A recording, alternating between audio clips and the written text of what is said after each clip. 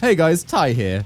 When talking about gaming and what has revolutionized the industry, there are a few titles that have earned some respect. Super Mario Bros. Set the gold standard for what a platformer should be, and was one of the first titles to move into the 3D landscape. Final Fantasy revived the RPG genre that was slowly dying off, and started to show us that games could have full and in-depth stories. The Legend of Zelda pioneered what open world exploration titles could do, and these games still do this and push boundaries in their own spaces nearly 40 years later. Honestly, mad respect. That's insane. But one franchise also did something pretty huge and was a different beast entirely. Birthed by developer id Software, see guys, I can take constructive criticism in my videos. These golden gods gave us what is honestly one of, if not the most popular genre in video games. And it all started with a humble little title every gamer knows. The ground zero of first-person shooters in gaming. And that title, of course, we all know it, is Wolfenstein 3D. You thought I was talking about the game with the guy that goes all John Wick on a bunch of demons because they killed his rabbit. Not yet.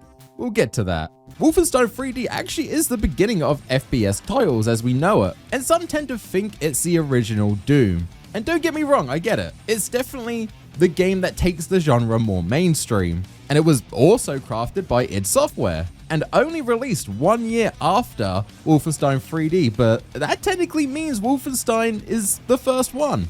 It's the big brother. Sure, everything Wolfenstein 3D done, Doom redefined and improved on. Wolfenstein walked so Doom could, rip and tear. Wolfenstein 3D prioritized speed and snap reactions in its combat rather than strategy or realism. It rewarded the mastery of running and gunning. It also had a pretty fairly simple gameplay mechanic, where players wouldn't need to aim vertical, it was all horizontal. And level design that rewarded the player for replaying and trying to get through the levels as quick as possible, or if you wanted to explore more, spending your time looking for secrets. Honestly, pretty genius. Gave these classic games some insane replayability. Now I could spend ages talking about Wolfenstein and its franchise with a character that was obviously hated by their parents. Like, dude, look at this name. Poor guy must have had a rough school life. But to sum it up, thanks to the success of Wolfenstein and honestly all the money it made for id Software, they were able to work on their next project, and boy is it a good one. Doom.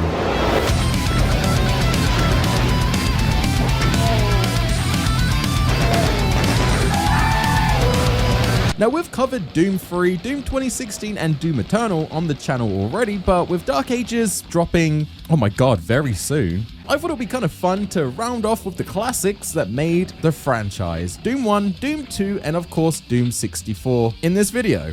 And see if the Doom classics were really that good or just some meh titles that people just thought were okay for the time. Quickly guys, if you like this video, be sure to thumbs it up and remember to subscribe to the channel for more cringy British video game content. Who knows, if you do that, I might actually be able to leave hell. Like seriously, I know I said Batman Arkham Asylum was better than Arkham City, but really, hell? Surely this is a bit dramatic, right? Anyway, back to the video. So no better place to start than where it all began, with the original Doom. And I say to you, my brothers and sisters, hell is a deep, dark, foul-smelling prison of the damned, filled with fire and brimstone, lost souls and demons. And how do you escape this eternal damnation? You blast the nasty pink demons right into their beady little eyes. Doom for the 64-bit Jaguar, the best Doom ever. Now a little disclaimer, first off, I'm playing the combo pack that released back in about August of 2024 for Doom 1 and 2, which I think is the most up-to-date version of this game, which improved a lot of the controls and the fidelity of the titles, as well as making it more easy access for modern hardware. Not that Doom really needed it, the game could run on honestly anything. I bet if you tried hard enough, you could get Doom to run on my nan's pacemaker. It's always been a bit of a meme that people got this game to run on the most weird stuff. I think at one point it was even on a fridge.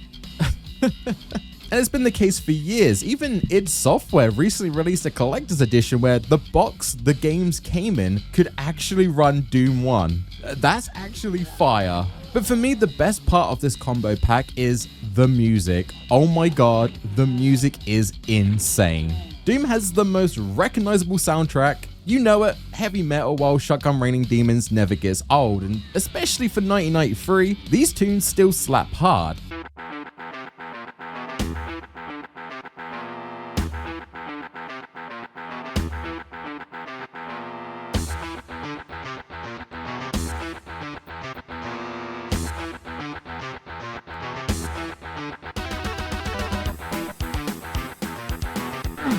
But in this version of the classic titles, the music has been remixed by Andrew Husholt, and it's so goddamn good. Just have a listen.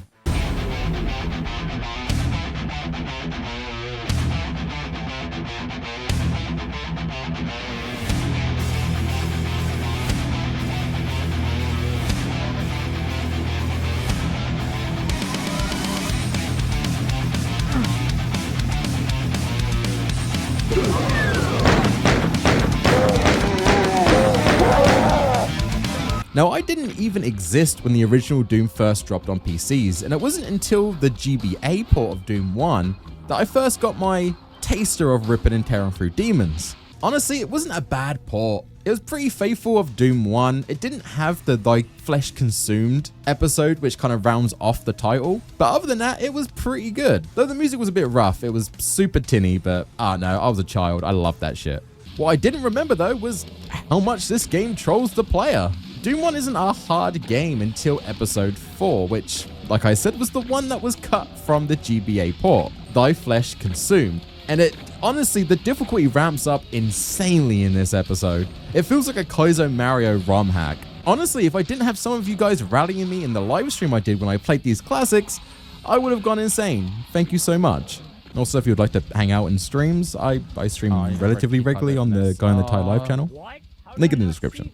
So why is Doom Guy getting bad touched by all these demons? Or should I say, why is the Doom Guy bad touching all of these demons?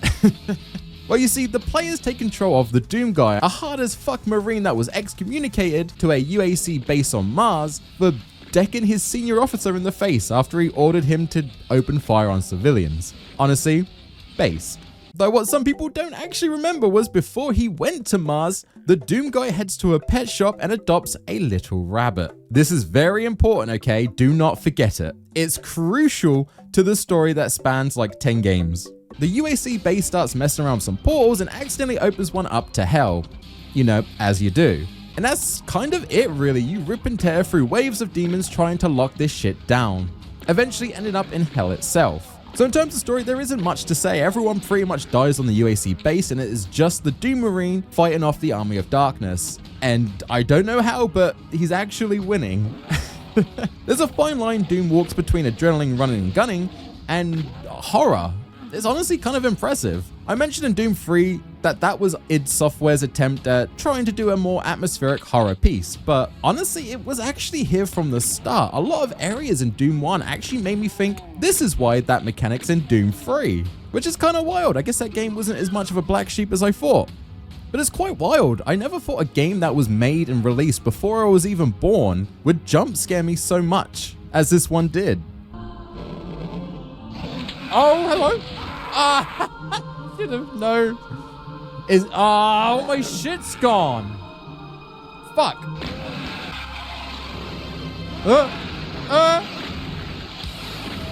Oh, you've got to be kidding me. Okay, I'm panicking. Okay, I'm really panicking now. What the fuck? The gameplay is super simple, point and shoot. You're just trying to get from point A to point B, and it's kind of up to you how you get there. As fast as possible, sure, killing everything along the way, of course, or even taking your time and exploring to find the insane amount of secrets in these levels by rubbing your dick on each and every wall. Yeah, do it. It's completely up to you. The only real blockade you'll come across is the key cards, and in later levels, the skulls. You need to find these to open up and progress through levels. Now, I had a pretty flawless experience. I really enjoyed my playthrough of the classic. Till episode 4, Thy Flesh Consumed. Here, John Romero decided to go full chaotic evil and make some of the hardest fucked levels you have ever seen in a video game. I generally thought I accidentally put the difficulty up by mistake. End of episode 3 and the beginning of episode 4 is night and day. The difficulty spikes. I generally feel like John Romero slapped me across the face and told me to wake the fuck up, samurai, in this episode. The worst level for me was episode 4 mission 6, Against the Wickedly, which has the Doom guy laying siege to a castle. In concept, pretty dope. Love it. One of the cooler level designs as well. But my god, the lava floor is so annoying. Without a rad suit, you are taking constant damage when you're walking on this stuff. And there's only a few suits for you to grab in the level, so if you pick these up by mistake, GG I guess, you're kind of fucked. You have to use a teleporter in specific ways to solve the puzzle of this level. And to do that, you have to go in from different angles. So going to the teleporter from the left takes you to a different place than going at it from the right. But if you don't know the level and accidentally use the wrong direction for the portal, most of the time you will just spawn into a horde of enemies and straight up die. Let me up, let me up, let me up, let me up, let me up, let me up, let me up! Fuck, it takes, oh my god!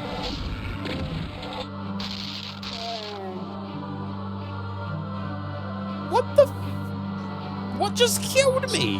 And if you don't use quick saves, you can restart the level, no issue, but you lose every weapon you've got and you have to start with the pistol. It's a little bit rough, but these levels have been designed for you to beat with no gear carrying over, so it's not a problem, it just makes it a little bit more difficult. Try not to die, boys. But even if you get it all right, and finally get to the exit, you have to fight off a cyber demon who literally one-shots the Doom guy. The aura diff is mental. It was here where I really started to save scum. I generally couldn't have done this level otherwise. Thank God this episode was not in the GBA port. I think I might have cried.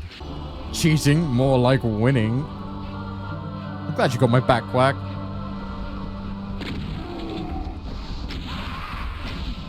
Okay. Nice to meet you, cyber demon that just randomly appeared. Oh, I fucking hate this level. I don't like it, man. Dude, playing this legit would actually make me cry. I'm scared. I have 100 health at BFG and I'm scared to go fight this guy.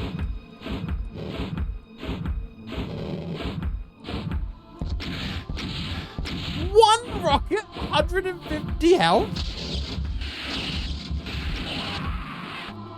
Other than that though, no real issues. I did get stuck on a level for like 20 minutes because I failed to notice an obvious button at the exit. I ended up just looping around the level, rubbing my dick on everything, trying to figure it out, only to realize I was a massive idiot. I figured it out. And by figured it out, I mean I looked up a fucking guide. It's right here.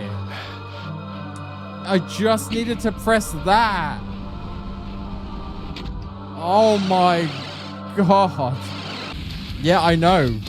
Like, 32 minutes compared to 2 minutes. But after blasting through some levels that are on the UAC base and heading to hell itself to continue the massacre, the Doom guy ends up taking on the Spider Demon and escapes back to Earth, only to find that the invasion has actually started on Earth anyway, and they've conquered most of the planet. But worse than that, they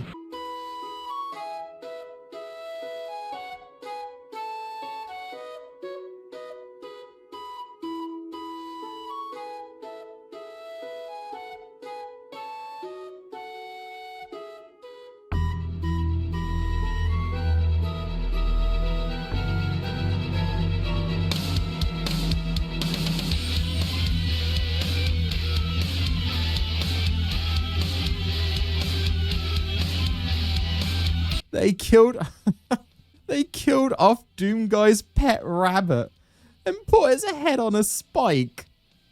What the fuck? These guys are evil. I told you guys this rabbit was important. I don't actually know what's funnier. The fact that the spawn of Satan knew that this random pet rabbit was the Doom Guy's and killed it just to piss him off, or the idea of this guy walking into a pet shop saying, I want that cute rabbit, and then calling it Daisy. So he left Daisy with his wife and son before heading to Mars. And honestly, he seems way more pissed off they killed off Daisy than, you know, being a single parent without the parent part. But honestly, now this painting in Doom Eternal makes far more sense. So this takes Doom Guy to whole new levels of pissed off, and he vows to kill each and every demon. And that's how Doom 1 ends. The sequel Doom 2 takes place directly after, And honestly, I can see why the game is held to such a high standard even today. It's such a treat to play through. There's not much here story-wise, it's just this guy is pissed off and he is killing demons to work through the pain. I really enjoyed my time with it. The gameplay is still super fast and super enjoyable. The music is amazing. And that's both ways, even if you choose to just listen to the classics or Andrew's remixes. They are both so good. The sprites, yeah, look a little bit dated to today's standards, but for 1993, this shit looked high tech. It is a good basis to build off of for an honestly amazing franchise. But we ain't even halfway done with the classics yet. Next up is Doom 2. When you want to play the hottest, fastest, most advanced fighting game ever, forget everything else and play Doom 2 on your PC. No other game gives you the incredible realism, the 360-degree smooth scrolling, and explosive action like Doom 2. It's easy to start playing, but it won't let you stop. Doom 2, it will consume you. Doom 2, playing at a PC software store near you. Doom 2 released only 1 year after the original, and though not dramatically different to its predecessor, it actually brought in a lot of the fan favorite enemies and weapons that players still love in the modern titles. The super shotgun for one makes its debut, dishing out far more damage than the standard shotty, but boy, he be hungry. The SSG eats through 2 rounds per shot due to it being a double barrel shotgun, and I mean if you're going to use a double barrel, you're unloading both barrels, come on. This is actually insanely genius. It doesn't make the standard shotgun irrelevant because you will still be switching to it to take out the smaller mobs so you can conserve more ammo. But yeah, most of the time, you've probably got this bad boy out. The Revenants also make their first appearance in the series in D2, which actually surprised me. I always thought they were in the original title, but nah. They weren't. They're the spooky, scary, skeleton-looking motherfuckers that shoot homing missiles, and I mean, just look at them. They're freaky.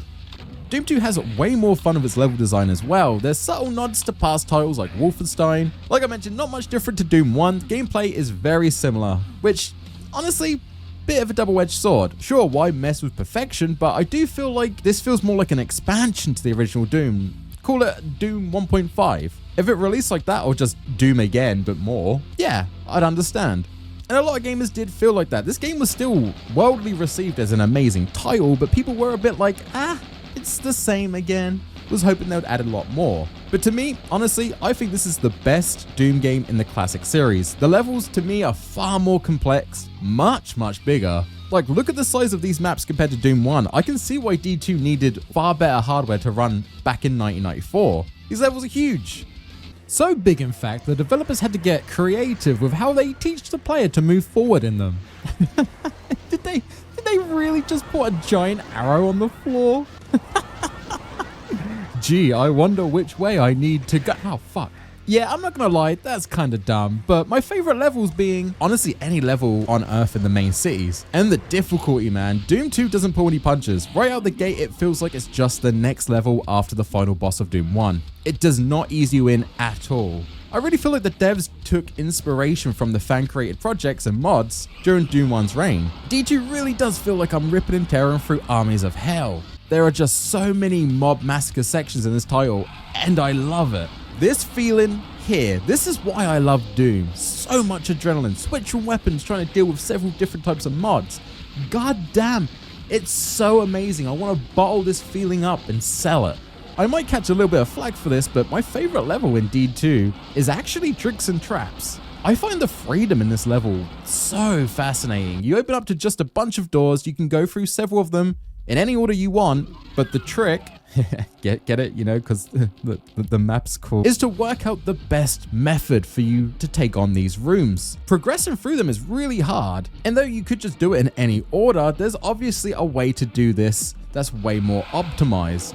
And I really like that freedom. I see a lot of people complain that the level is far too difficult, or it not being super fun doing the trial and error stuff trying to work out the best way to run these rooms. But I enjoyed my time. Granted, I was playing on Hermie Plenty difficulty, so yeah, I was being a little bit of a bitch about the difficulty. But I don't know, man, I love this level. Fighting a million billion barons is always a good time, especially with invincibility on. I see why people like running through these games in God mode.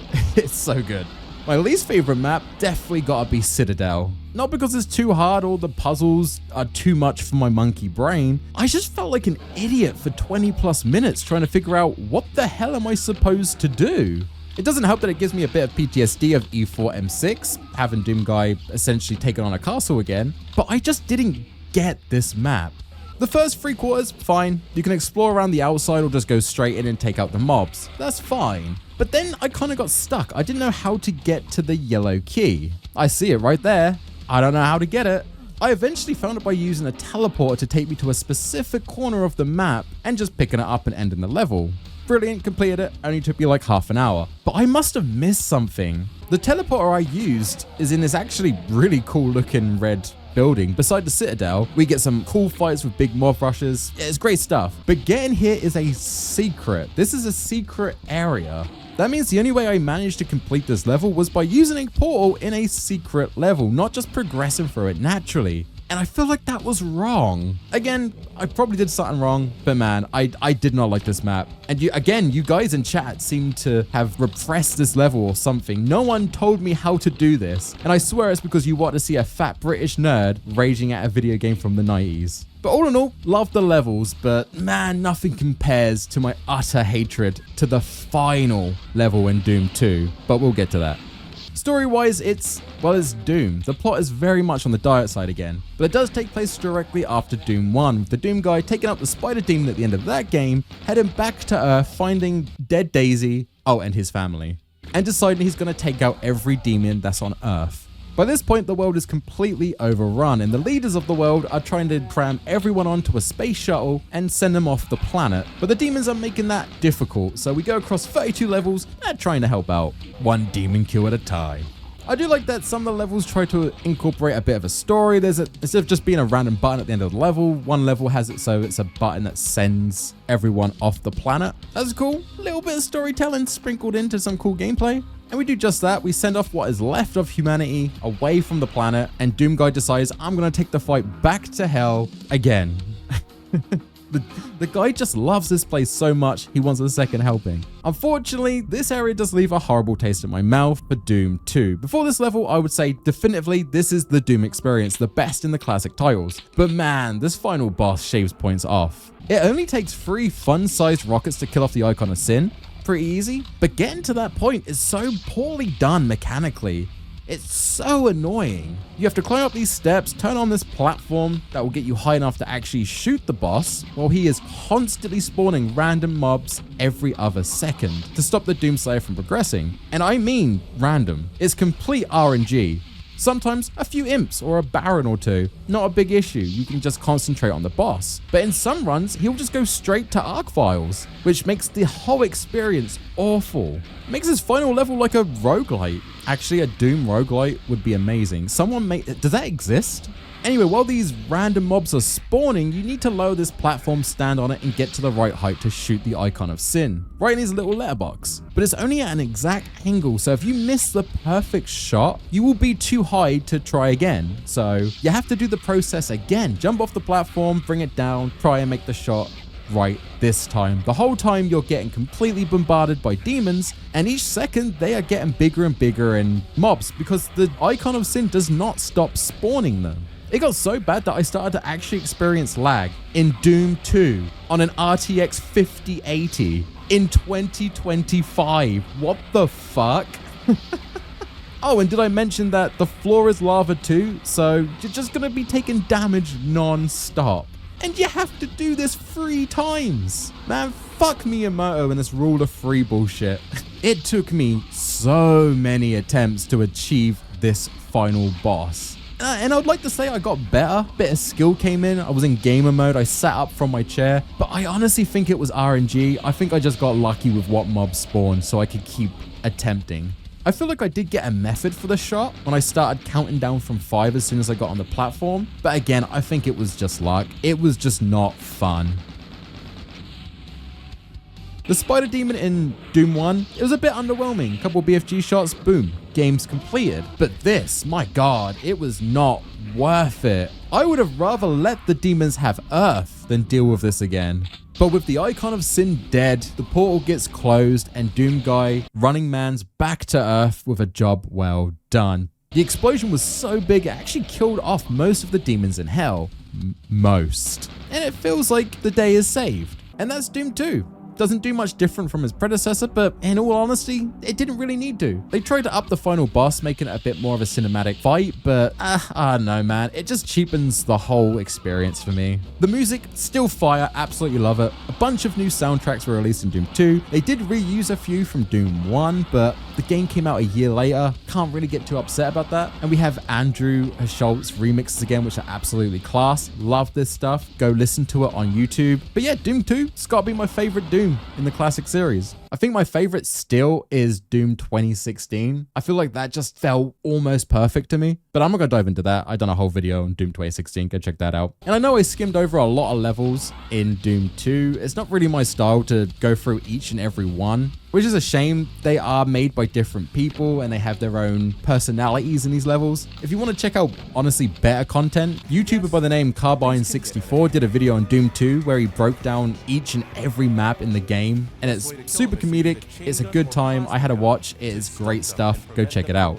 But hell isn't quite done just yet. And though it takes 3 years for us to get to continue our fight against the evil in Doom 64, it's a coming. Doom.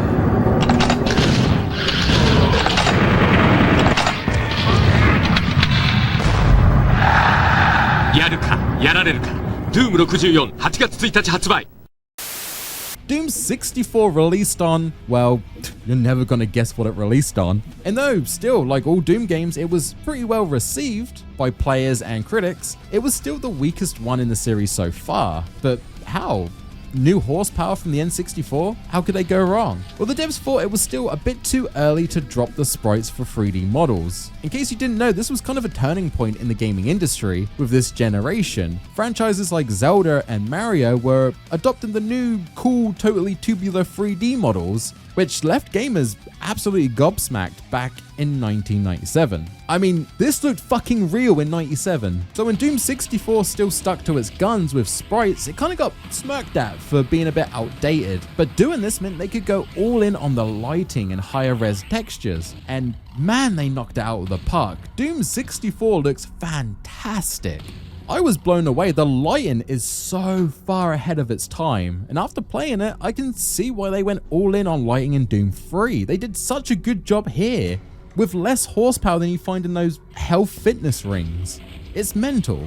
Unfortunately, that's where the positives kind of stop for me. Look, it's Doom. It's still such a good time blasting through levels and taking out demons, but playing these back to back, 64 just doesn't do enough to stand out as even a good classic Doom game.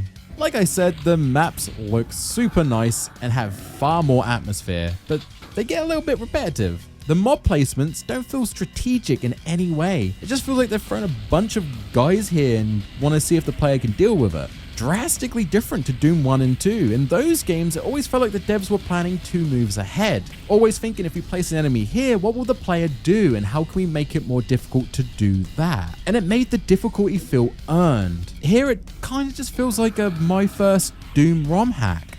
I never felt overwhelmed and it made the game feel boring. They finally upped the models. In case you didn't know, in Doom 1 and 2, they didn't have the money to license getting actual guns to base their sprites off of, so they did it on toy replicas, which is kind of funny, and you can actually see it in the sprites. This time around, they go far less toy gun-esque, and they look great. And New Kid on the Block, the Unmaker, is a nice addition, though I wish they kept the dev name. This thing in the code was originally called What the Fuck Is This?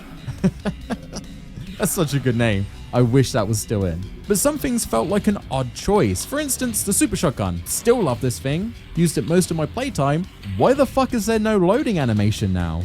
It's such an odd choice. It seems like they've done this to make it feel faster, but it's the gun almost everyone will use consistently throughout the game, and it has the least amount of attention to detail. It felt powerful in Doom 2 reloading this thing. It really felt like I just unloaded a double barrel shotgun into a demon's face, or what used to be his face. Now it's just a little jolt and we move on. It's nothing. The puzzles in 64 just straight up make no sense to me. In Doom 1 and 2, 9 times out of 10, you knew what pressing a button or completing a puzzle would open up, not counting the Citadel. But in 64, I never really know what the fuck I'm doing. I press a button, hear a noise like a wall's moved, and now I have to search the entire map to figure out what that actually did. It's stupid. And the worst puzzle in the entire franchise, this goddamn key. I need to get this yellow key. Easy. It's a little bit too high, so hit this button, it will lower it for me to grab it, but oh, there's a tripwire on the floor which makes the cage come down, so I can't just grab it. No problem, there's another button on the other side of the cage. This will raise the cage so I could grab it, but it also raises the platform. Okay, maybe I have to do these in a different order. No? Okay. Maybe I need to hit this button from as far as possible to not activate the tripwire. Nope, wrong again. Okay. Maybe I just rush the key as soon as I press the nope, wrong again. No, it's actually super easy. The most obvious answer is to lower the platform, not touch the other button, hit the tripwire, walk out of the room, and stare at this random light source for a few seconds at the bottom of the hall, which for some reason raises the cage. Makes perfect sense to me. Oh, this is honestly the dumbest thing I've ever seen in a video game. If it wasn't for someone just straight up telling me the solution to this puzzle in chat when I played, I would still be trying to figure this out right now. It makes no sense. How are players supposed to know this? Leaving the room I can kind of get. If the player can't figure it out, they're going to get frustrated and look elsewhere for the solution. That's fine, but to stare at a random light source, which up until this point you don't have to do, and after this point you don't have to do for the rest of the game. Oh man, I feel like I'm tweaking. It honestly happened so early in the game too. It put me in a bad mood for most of the playthrough, I'm not gonna lie. But it isn't the worst thing Doom 64 does. The soundtrack.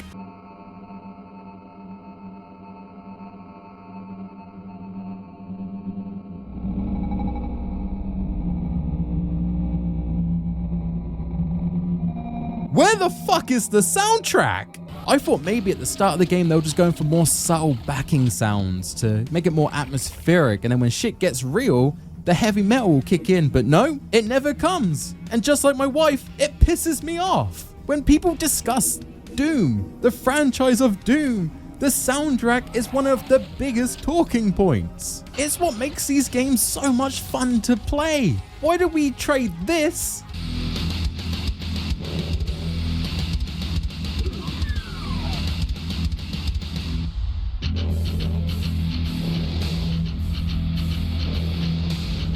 for this?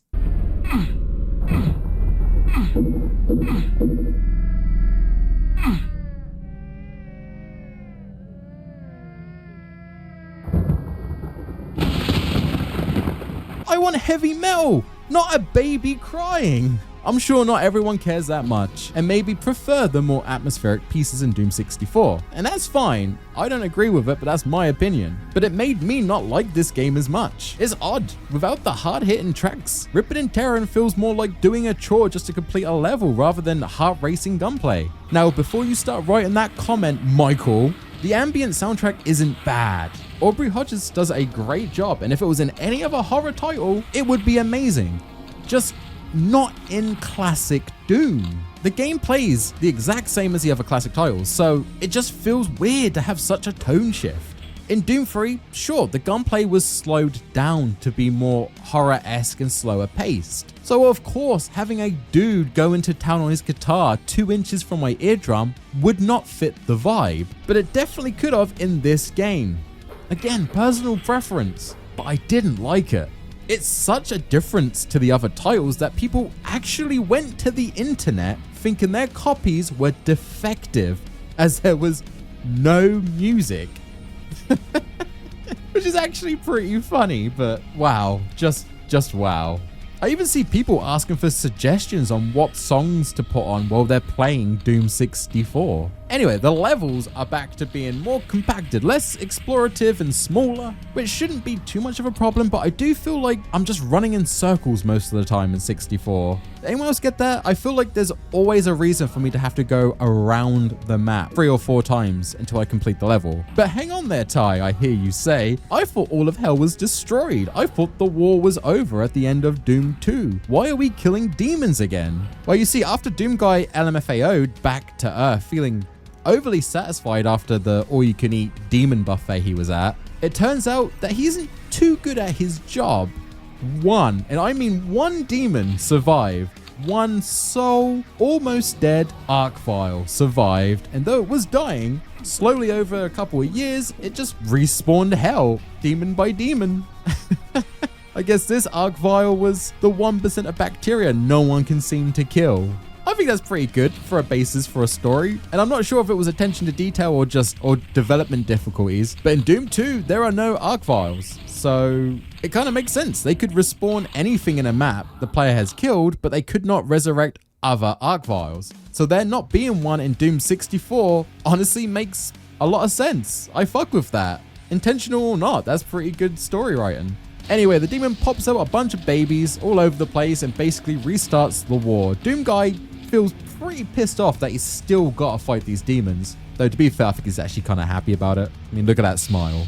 The game starts us off on a space base where I assume most of Earth was hiding out after they left D2 and waited for Earth to get rebuilt. Just gonna go out on a limb here and say everyone's pretty much dead now. We go through a bunch of what are like UAC base light levels, and then we end up in hell. Standard stuff. It's pretty bare bones in terms of like the set pieces. They added a lot more lighting, which I've already mentioned is absolutely amazing, and some weather effects. There's a lot more thunder, some fog. Like, it is good stuff. And this leads us right up to the final boss. But again, just like Doom 2, this is a rough one.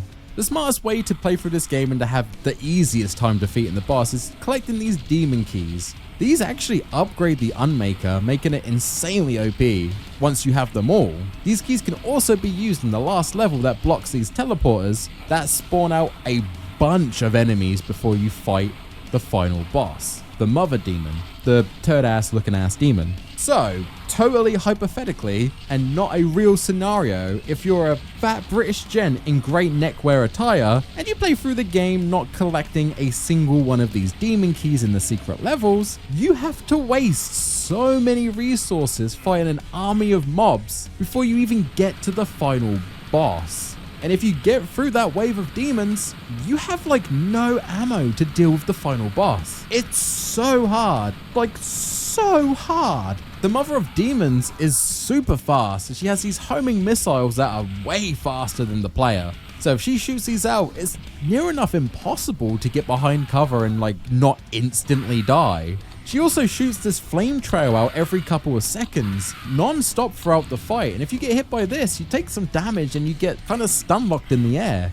I generally thought this final boss is impossible without doing the secret levels. I must have died 30-40 times trying to do this on stream. Thankfully, I learned that the super shotgun can stun-lock her from doing her fireball attack. Sometimes. And I mean sometimes. It feels like complete RNG if she's just going to decide to break out of the loop and wombo combo the player with her fireball missiles. It's a rough boss, it's difficult, and to be fair, mechanically it's less of a mess than Icon of Sin, but man, was it aggravating. You either go through all the secret levels to give yourself an OP weapon to take her out with, or you do some insane stun lock mechanic like you're playing Street Fighter competitively.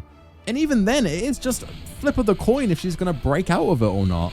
I didn't like this boss, I really didn't. For a first time playthrough, it does hinder an already less enjoyable Doom experience to me. Story-wise, I heard that originally the Mother of Demons was just going to be a heavily mutated Archvile, the one that restarted the war and survived Doom 2. I really like this idea, it's a shame it got scrapped before release. It would have made sense in the final act as well. The demons spawned all the mobs that we're fighting, rather than just Ubering to the arena one by one. It's not a massive issue, and I get why they didn't bother adding it in, but I think it would have just been cool to kill off the demon that just restarted the war, rather than just this random ass turd ass looking demon. But with the mother of demons defeated and I guess the demons just procreating now, the Doom guy decides to take his hobby full time and stay in hell.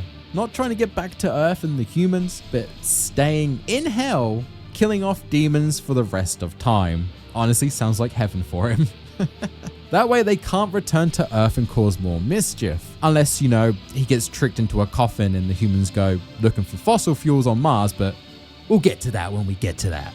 So that's Doom 64, a fun-ish Doom title, but the weakest in my opinion. Still a good time in its own right. And this franchise, man, if it teaches you anything, it's that games can evolve, and that's why these classics are still around today. It's hard to believe 30 years later, we're still celebrating franchises like Mario and Zelda and Doom. They've really stood the test of time, breaking boundaries just like they did way back in the 80s and 90s, and constantly pushing this hobby we all love further and further. So the classic Doom games, are they really that good? Hell yeah they are. What are you talking about, me? They are what made FPS titles and also made them what they are today. If it wasn't for id Software, we never would have had our Call of Duties or Apex Legends. And I honestly owe a debt of gratitude to these devs for shaping one of my favorite genres of video games 30 years later. Absolutely mental, brilliant franchise, and it's been a blast going through them again with you guys on stream. And also to you viewer, thank you so much if you made it this far into the video. It's been quite a task trying to cram 3 games into one video before Dark Ages drops in like Jesus Christ soon. Like I said, I'm sorry that it was a bit more of a summarize of my experience. Didn't really have time to break down each and every level, but go check out Carbine64's video. That shit's good. And speaking of Dark Ages, with that being the next video, if you're interested, hit the Scrabble button and look forward to seeing that soon. I'm gonna try and get that out pretty quickly when the game drops. I'd also love to give a massive shout out to my patrons for supporting me with that dollar bill, y'all. It's insanely appreciated. You guys are the super shotties to this Doomslayer's heart. Thank you, Pitstab, Ali Tato, and Chris Spicer. As always, stay safe out there, peeps, and stay fashionable, gents. Tie out. Peace.